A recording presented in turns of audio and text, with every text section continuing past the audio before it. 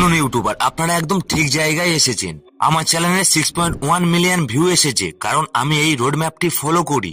এই road map কিন্তু আপনাদেরই ডিমান্ড। আমাদের কমিউনিটি ফোনে প্রায় 58% ক্রিয়েটার এই সম্পূর্ণ প্ল্যানটি চেয়েছে, তাই ভিডিওটি শেষ পর্যন্ত দেখুন। আপনারা হয়তো শর্ট ভিডিও দেখেছেন, যেখানে আমি স্টেপ 2 অর্থাৎ থাম্বনেল আর টাইটেল নিয়ে বলেছিলাম।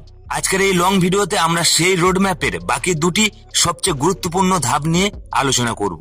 এই ধাপ দুটি ছাড়া শুধু থাম্বনেল টাইটেল কৌশল কাজে আসবে না। স্টেপ 1, নিচ ফিক্সিং। ইউটিউবকে বলুন আপনি কি নিয়ে ভিডিও বানান।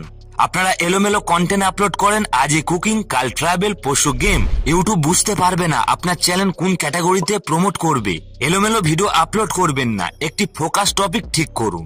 মনে রাখবেন, একটি ছোট টপিকে মাস্টার হওয়া অনেক বড় একটি চ্যানেলের চেয়ে বেশি লাভজনক। কিভাবে সঠিক নিচ বাজবেন চিন্তা করবেন না। ভিডিও শেষে আমি একটি ফ্রি টুলের নাম বলবো, যা এই কাজটি আরো সহজ করে দেবে।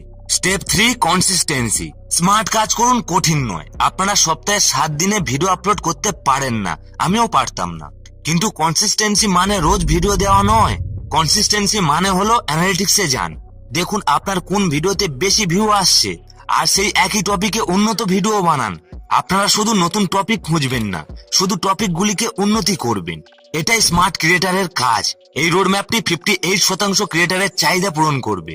আর যদি আপনি সঠিকভাবে ফলো করতে পারেন, ভিউ সাবস্ক্রাইবার অবশ্যই বাড়বে।